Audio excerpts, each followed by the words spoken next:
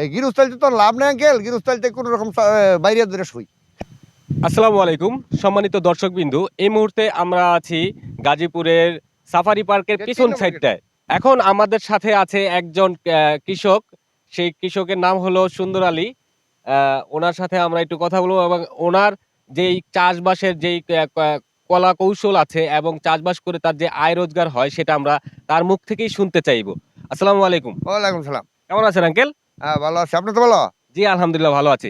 এখন আমরা এত দূর থেকে আসছি আপনার কাছ থেকে একটু শুনতে যে আপনি এই যে চাষবাস করেন, চাষবাস করে আপনার কেমন আয় হয়, কেমন ব্যয় হয় এবং আপনি কি, কি চাষবাস করেন সেগুলো আমার দর্শকের জন্য আপনি আমি একটু এই যে জানাবেন। আমার ডান পাশে এটা করছি ধান, ওই দক্ষিণ পাশে লাউ, পূর্ব পাশে খিরাই, আর আবার পূর্ব ভাষা উত্তর পাশে হলো লাউ, আর তার উত্তর পাশে হলো এই শশা, তার উত্তর পাশে হলো এই ধুমরা।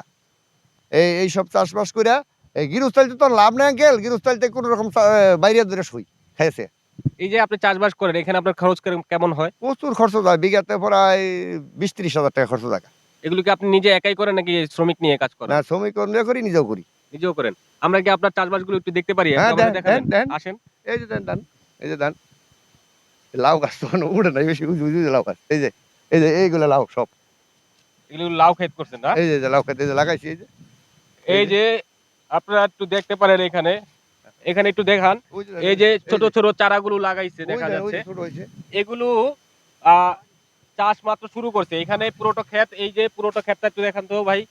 পুরো এই যে ক্ষেতটা দেখতেছেন, এই যে জায়গাগুলো দেখতেছেন পুরোটাই কিন্তু লাউয়ের এরকম ছোট, ছোট চারা লাগানো আছে। এগুলো মাত্র লাগাইছে। এগুলো আস্তে, আস্তে এখানে বড় হবে। বড় হলে লাউ ধরবে, সেগুলো তারপর বিক্রি করবে। আচ্ছা, এই যে লাউয়ের চারা লাগালেন এত দূর জায়গা ধরে, এই লাউয়ের চারা লাগাতে আপনার কেমন খরচ গেছে? হ্যাঁ, 15-20 হাজার টাকা গেছে গা। ১৫-২০ হাজার টাকা জি। গেছে। যদি লাউ বড় হয়ে লাউ ধরে তাহলে আপনার কেমন লাভ হতে পারে আশা রাখেন? 50-60 হাজার টাকা বিক্রি হবো, কি মনে হচ্ছে 1 লাখ টাকা।